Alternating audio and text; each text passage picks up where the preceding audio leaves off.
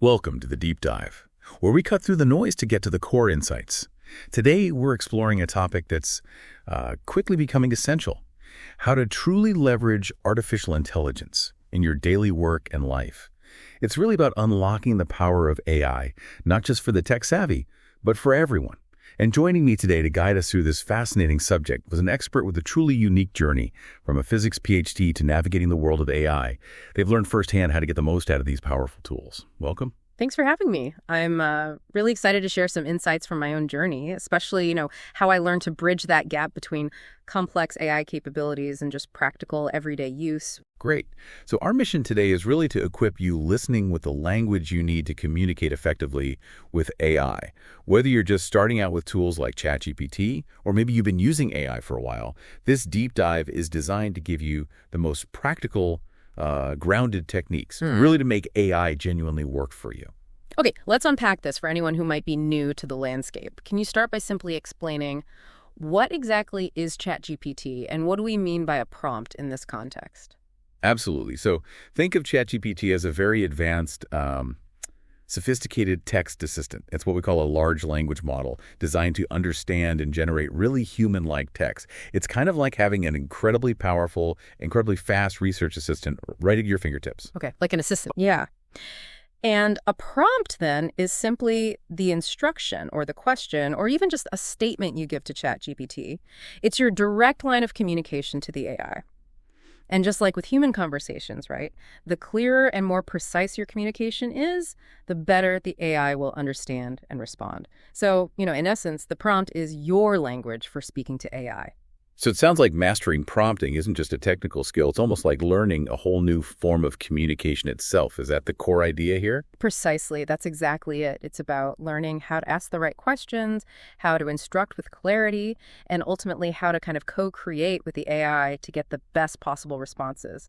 It's a fundamental shift, I think, from just, typing keywords into a search engine. Yeah, I know I'm guilty of this, just throwing a few words at ChatGPT and sort of hoping for the best. But you've highlighted something crucial.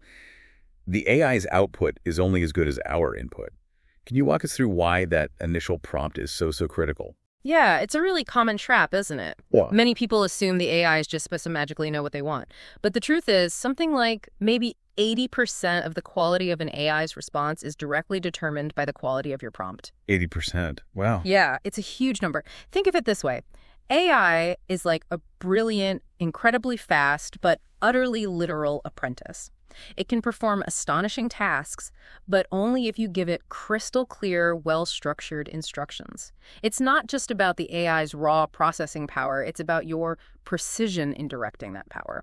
Okay. Let's look at a simple example. If you just type, write an article for me, well, the result will likely be incredibly generic, maybe not useful at all. It doesn't know your audience, your topic, the tone you want. Right, it has no context. Exactly, no context. But if you refine that prompt to something like, write a 300-word introductory article on AI for me, targeting absolute beginners in a relaxed and lively tone, suddenly, the answer becomes much more precise. It might even be usable right away. You can immediately see how much more value you get just by putting in a little more thought into that instruction. That's a powerful distinction, shifting the focus from the AI's limitations to our ability to communicate effectively with it. But I can imagine some listeners thinking, well, isn't the AI supposed to be smart enough to figure out what I mean? How do you address that expectation? That's a great point, and it really touches on a key misunderstanding. While these AI models are incredibly sophisticated, they don't have intuition, right? They can't infer unspoken context like a human can. They operate based on the data they've been trained on and the explicit instructions they receive. Okay, so only what you tell them. Pretty much. So while they can generate incredibly creative and complex responses, the quality of that output is a direct reflection of the guidance you provide. It's about empowering you, the user, to truly get the most out of what the AI can do, rather than expecting it to, read your mind. Right. Okay.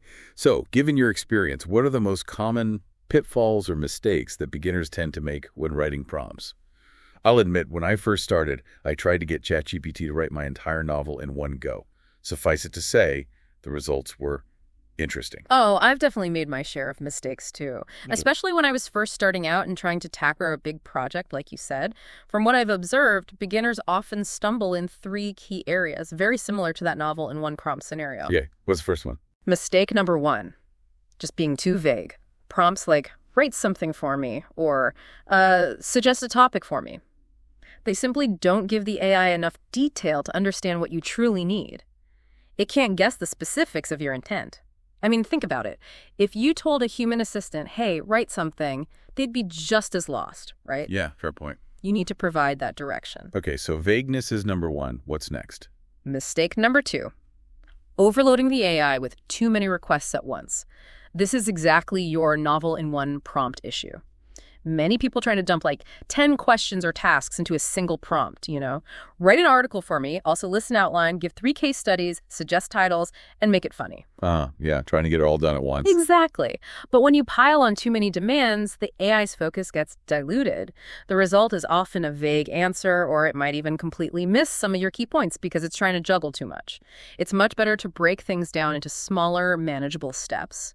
Ask one thing at a time. Makes sense. And the third mistake? And mistake number 3, not iterating or adjusting gradually. New users often expect a perfect answer on the very first try. And if it's not perfect, they get discouraged, thinking, oh, the AI isn't good enough, or I'm bad at this. But prompt writing is fundamentally an interactive process. It's a conversation. You need to adjust and refine your prompts step by step, maybe over several turns, to get the ideal result. So it's more of a dialogue. Exactly. It's a dialogue, not a monologue. You're refining the conversation, guiding it, not just shouting one instruction into the void and hoping for the best. Okay, so we've identified the common traps. Being too vague, asking too much at once, and expecting perfection first time. Now for the really impactful part. How do we actually do this better? What's the practical approach for crafting those powerful prompts you're talking about, especially for someone who feels maybe a bit overwhelmed by all these potential mistakes? Absolutely. So the most effective method I've found through my own practice, and honestly, one that consistently leads to better AI responses, is what I call the MATE prompt framework. MATE. It stands for 4 crucial steps, and it creates a clear, actionable structure for your prompts. MATE. Okay, let's break that down. What's M? M is for mission. First, you clearly define your objective. What do you want to achieve with this interaction? This is the big picture, the overall goal. For example, I need an AI learning plan, or maybe I need an article suitable for beginners to understand large language models. Oh. You state your mission clearly so the AI understands its ultimate purpose for generating the content. It sets the direction. Got it. Mission first. What's A? A is for assignee. Now, this step is often overlooked, but it's incredibly powerful. You assign a role or an identity to the AI. You tell it who it should be. For instance, tell it, you are my learning coach, or you are a senior resume consultant specializing in non-technical career transitions. This guides the AI to respond with the appropriate tone, depth, and expertise. So interesting, like telling it what hat to wear. Exactly. It tailors the AI's personality and knowledge base to your specific need, making the output much more relevant. It's like asking a specific expert for advice, rather than just, asking anyone on the street. Okay, M for mission, A for assignee. What's T? T is for task. This is where you clearly state the specific work you want the AI to do. This is the concrete action, like list 5 steps for me, or write a 300-word explanation. Being explicit about the task reduces ambiguity and makes it absolutely clear what action the AI should take. This is basically the verb of your prompt, the what to do. Right, the specific instruction. And E? E is for expectation. Finally, you tell the AI about the desired format, tone, or length of the output. These are the constraints and presentation guidelines. Examples include present this in a list format, or use a relaxed and lively tone, avoiding jargon, or perhaps keep the response under 200 words, summarizing the key points. This sets the boundaries and the presentation style for the AI's answer, ensuring it fits your needs perfectly. Okay, MATE, mission, assignee, task, expectation. Can you give us a full example putting it all together? Sure. Let me give you a full example of a M8 prompt that's very clear and likely to get a really satisfying answer, especially if you're trying to learn AI yourself. It could be. You are a senior AI coach, that's assignee. Please write, that's the task, a 7-day introductory AI learning plan suitable for absolute beginners, that's the mission, and present it as a list. with each point no more than 50 words and focusing on practical, hands-on learning. That's the expectation. Wow, yeah, that's so much more specific than just saying, give me an AI plan. You can immediately see how much better the output would likely be. It completely eliminates that vagueness we talked about earlier. It gives the AI such a clear roadmap, almost like a detailed job description. Precisely. It leaves very little to chance, and it ensures the AI understands not just what to produce, but how to produce it and for whom. That level of specificity is what transforms a generic AI response into a highly tailored, valuable one. This raises an important question, though. What kind of mindset should we adopt when we're writing prompts? Because it sounds like it's a process, right? Not a one-and-done type of thing, which can be frustrating if you're expecting instant perfection. This is such a crucial point, and it's where many people get discouraged, I think. Don't strive for one-time perfection.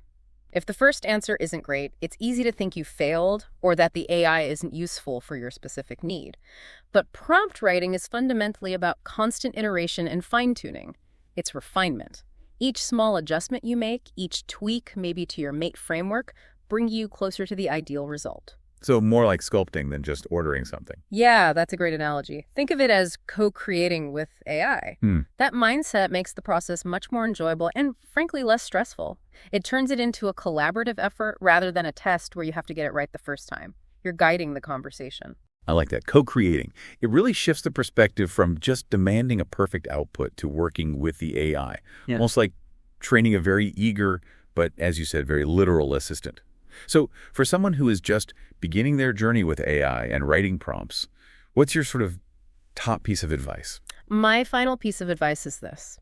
It's not that you're not good enough. It's just that you haven't started yet. Yeah. It's totally normal to feel unfamiliar at the beginning, just like learning any new language or skill. It takes practice. My strong recommendation is to actually record every prompt you try, especially the ones that work well for you. Oh, like keep a log? Exactly. Keep a log, a journal, whatever works.